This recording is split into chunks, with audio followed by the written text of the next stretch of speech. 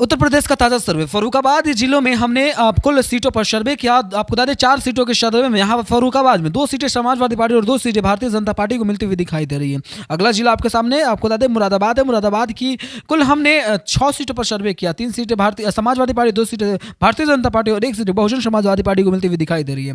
फतेहपुर की 6 विधानसभा की सीटों पर हमने सर्वे किया। 1 सीटों पर समाजवादी पार्टी, 4 सीटों पर भारतीय जनता पार्टी और 1 पर कांग्रेस अपने वर्चस्व को लेकर के आगे बढ़ती हुई नजर आ रही है। हम फतेहपुर की बात कर रहे थे। इसके साथ आजमगढ़ की बात करें तो आजमगढ़ में 10 विधानसभा की सीटों पर सर्वे रहा।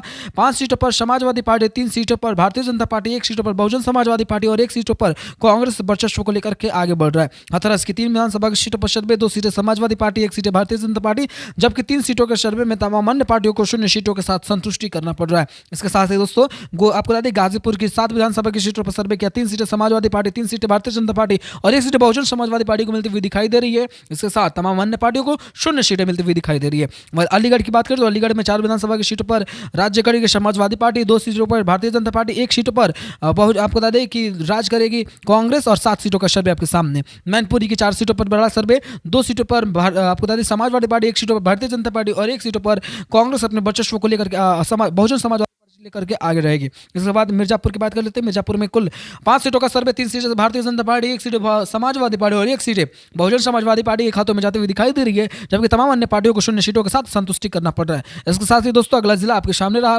बुलंदशहर। बुलंदशहर की 7 विधानसभा की सीटों पर सर्वे, 3 सीटों पर समाजवादी पार्टी, 2 सीटों पर भारतीय जनता पार्टी, बहुजन समाजवादी पार्टी को 1 सीटें और कांग्रेस को 1 सीटें मिलने की उम्मीदें जताई गई है। देवरिया की 7 विधानसभा की सीटों पर सर्वे, 3 सीटें समाजवादी पार्टी, 4 सीटें भारतीय जनता पार्टी और तमाम अन्य पार्टियों को 0 सीटों के साथ संतुष्टि करना पड़ रहा है। इसके साथ अगला जिला मथुरा की 5 विधानसभा की सीटों पर सर्वे, 3 सीटें Samajwadi party, 1 seat Bharatiya Janata party और 1 सीटें बहुजन समाजवादी पार्टी को मिलती हुई नजर आ रही है। ये रहा मथुरा जिले का बड़ा सर्वे। अगला जिला आपके सामने रहा मुजफ्फरनगर की 6 विधानसभा की सीटों पर सर्वे, 3 सीटें समाजवादी पार्टी, 2 सीटें भारतीय जनता पार्टी, कांग्रेस के खातों में 1 जाने की उम्मीद जताई गई है। 6 सीटों का सर्वे आपकी स्क्रीन पर।